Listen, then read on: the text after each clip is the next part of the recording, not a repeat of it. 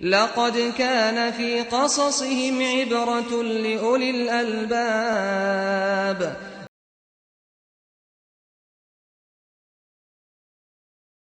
الحمد للہ والصلاة والسلام علی رسول اللہ وعلی آلہ وصحبہ ومن محترم بھائیو، السلام علیکم ورحمۃ اللہ وبرکاتہ۔ قرآنی قصوں میں سے ایک قصہ ہے حضرت عزیر علیہ السلام کا، جس میں مرنے کے بعد دوبارہ اٹھائے جانے کا پیغام ملتا ہے۔ بخت نصر نے بنو اسرائیل کے زوال کے بعد فلسطین پر حملہ کیا اور اس کو تباہ اور برباد کر دیا، اور بہت سارے لوگوں کو قید کر کے بابل لے گیا۔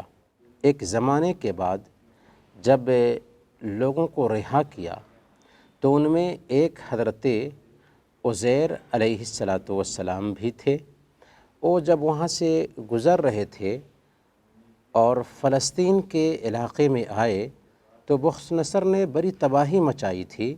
بستی کو دیکھا تو انہوں نے اس بستی کو دیکھ کر کے جو برباد ہو چکی تھی کہا ان یحیی ہذہ اللہ بعد موتہا، کہ اللہ تعالیٰ اس بستی کو یہاں کے رہنے والوں کے مرنے کے بعد پھر دوبارہ کیسے زندہ کرے گا۔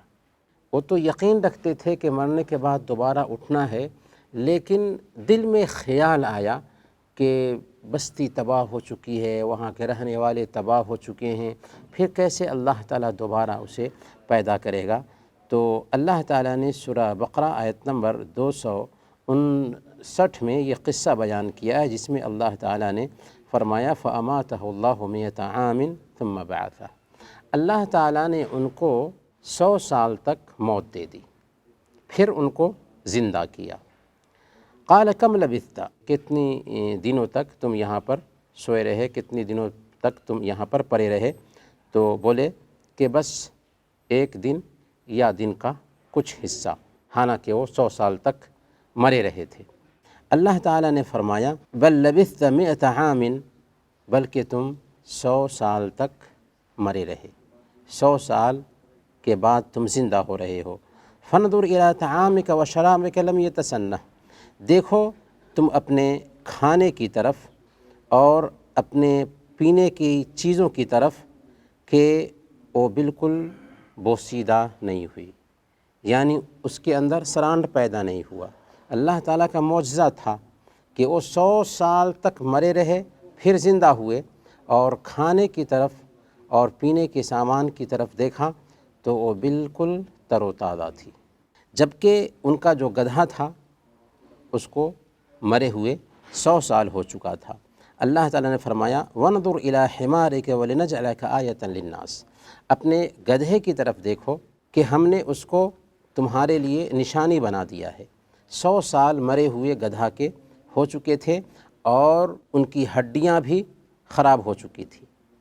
اللہ تعالیٰ نے فرمایا وَانظُرْ إِلَى الْعِظَامِ كَيْفَ نُنشِزُهَا ثُمَّ نَكْسُوهَا لَحْمًا، دیکھو ان کی ہڈیوں کو کہ کیسے ہم ان کی ہڈیاں پیدا کرتے ہیں، پھر ان کی ہڈیوں پہ گوشت چڑھاتے ہیں۔ چنانچہ حضرت عزیر علیہ السلام دیکھ رہے تھے، اور دیکھتے ہی دیکھتے ہڈیوں میں حرکت پیدا ہوئی، پھر اس میں گوشت چڑھا، یہاں تک کہ گدھا پورے طور پر پہلے کے جیسے تیار ہو کر کے ان کے سامنے میں کھڑا ہو گیا۔ تو اس وقت کہتے ہیں فلما تبین له قال اعلم ان اللہ علی کل شیء قدیر، جب ان کے سامنے میں یہ بات بالکل واضح ہو گئی تو انہوں نے کہا کہ اب مجھے معلوم ہو گیا کہ اللہ تعالیٰ ہر چیز پر قدرت رکھنے والا ہے۔ یعنی انہیں پتہ تھا، لیکن عین الیقین حاصل ہو گیا کہ حقیقی معنوں میں اللہ تعالیٰ واقعی ایسے ہی زندہ کرتا ہے۔ یہ کون ہیں جن کا یہ قصہ ہے؟ قرآن کریم میں اللہ تعالیٰ نے ان کا نام ذکر نہیں کیا، بلکہ کہا او کالذی مر علی قریۃ، اس شخص کے حال پر کیا آپ نے غور نہیں کیا جو ایک بستی کے پاس سے گزرا، جو بستی بالکل بنجر ہو چکی تھی۔ اس انسان کا نام نہیں لیا گیا، لیکن مفسرین نے کہا ہے کہ وہ عزیر علیہ السلام ہیں۔ یہ زیادہ مشہور قول ہے۔ حضرت عزیر علیہ السلام کون ہیں؟ یہ کوئی نبی نہیں تھے، بلکہ یہ اللہ کے نیک بندے تھے۔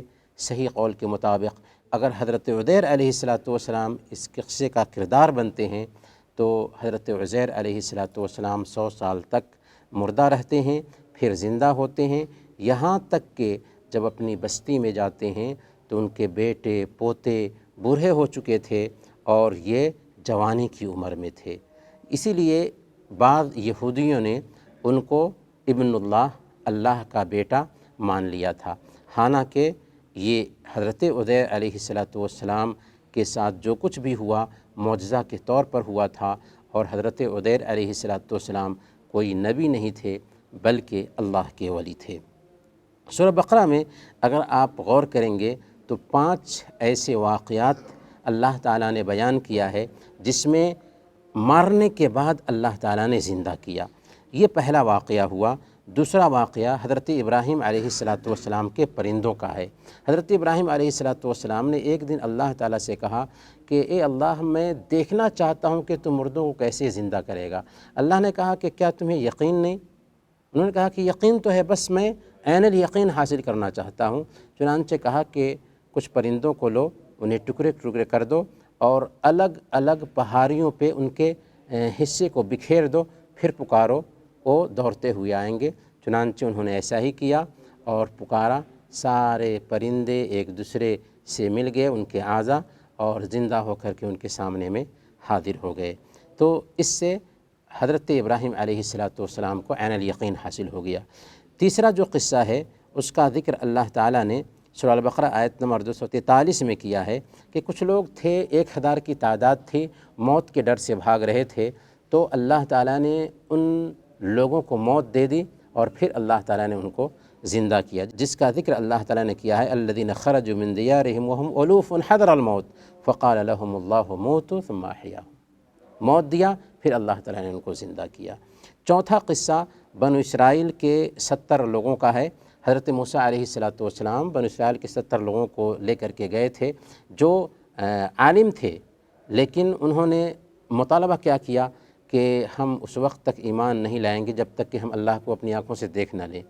تب ان کے اوپر بجلی گری اور 70 لوگ مر گئے۔ پھر حضرت موسیٰ علیہ السلام کی دعا سے وہ 70 لوگ زندہ کیے گئے۔ پانچواں اور آخری قصہ جو ہے نا، وہ ہم ذکر کر چکے ہیں کہ چچا کے قاتل کا قصہ ہے۔ ایک آدمی تھا جس کے پاس مال بہت تھا اور اس کے پاس اولاد نہیں تھی، تو اس کے بھتیجے نے ہی اس کو قتل کر دیا اور اس کی لاش کو سامنے میں پھینک دیا۔ تو قصہ مختصر یہ ہے کہ موسیٰ علیہ السلام نے بتایا کہ ایک بچھڑا ذبح کرو، اس کے گوشت سے لاش کو مارو، لاش زندہ ہو جائے گی اور بولے گی کہ اس کا قاتل کون ہے۔ چنانچہ بچھڑا ذبح کیا اور اس گوشت سے مارا تو لاش کو اللہ تعالیٰ نے زندہ کر دیا، اور لاش نے زندہ ہو کر کے کہا کہ میرا قاتل میرا بھتیجا ہے، پھر وہ انسان مر گیا۔ تو یہ 5 قصے ہیں جو سورہ بقرہ میں بیان کیے گئے ہیں، جس میں اللہ تعالیٰ نے دراصل یہ سبق دیا ہے کہ جیسے ہمارا یہ عقیدہ ہے کہ مرنے کے بعد زندہ کیے جائیں گے، وہ چیز تم نے اپنی آنکھوں سے بھی دیکھ لی ہے۔ صحیح بخاری اور صحیح مسلم میں بھی ایک قصہ آتا ہے کہ ایک شخص تھا جو بہت گناہ گار تھا۔ جب موت کے قریب پہنچا تو اس نے اپنے بچوں کو جمع کیا اور ان سے کہا کہ بہت ہی گناہ کیا ہوں، اگر میں مرا تو اللہ تعالیٰ مجھے سخت سے سخت سزا دے گا، اس لیے میرے ساتھ ایسا کرو کہ جب میں مر جاؤں تو مجھے جلا دینا اور میری راکھ کے ایک حصے کو سمندر میں بہا دینا اور ایک حصے کو خشکی میں بہا دینا۔ چنانچہ اس کی اولاد نے اس کے ساتھ ایسا ہی کیا۔ اللہ تعالیٰ نے اس کی موت کے بعد اس کی راکھ کو جمع کیا اور پھر اس کو جسم کی شکل دے کر کے اس سے پوچھا کہ تو نے ایسا کیوں کیا؟ اس نے کہا تیرے ڈر سے یا رب۔ شیخ الاسلام ابن تیمیہ رحمۃ اللہ علیہ بیان فرماتے ہیں کہ وہ بندہ جہالت کی وجہ سے اس طاقت پر بھی یقین نہیں رکھتا تھا کہ اللہ تعالیٰ مارنے کے بعد پھر زندہ کر سکتا ہے، لیکن پھر بھی اللہ تعالیٰ نے اس بندے کو معاف کر دیا جب اس نے کہا کہ اے اللہ تیرے ڈر کی وجہ سے ایسا کیا تو اللہ تعالیٰ نے اس کو معاف کر دیا، اللہ تعالیٰ نے اس کو معاف کر دیا۔ برکیف یہ قصہ تھا جس میں یہ سبق دیا گیا ہے کہ جیسے ہمارا عقیدہ ہے کہ مرنے کے بعد دوبارہ زندہ ہوں گے، حساب و کتاب ہوگا، تو اللہ تعالیٰ نے بہت سارے لوگوں کو اس دنیا میں ہی موت دے کر کے زندہ کیا ہے، جس سے یہ حقیقت بالکل کھل کر کے سامنے آتی ہے کہ ہم بھی مرنے کے بعد زندہ ہوں گے، اللہ کے پاس حساب و کتاب چکائیں گے، اور پھر یا تو جنت ہے یا جہنم ہے، اور اسی دن کی ہمیں تیاری کرنی ہے۔ اللہ تعالی ہم سب کو جنت نصیب فرمائے۔ وصلی اللہ علی نبینا محمد وعلی آلہ وصحبہ اجمعین۔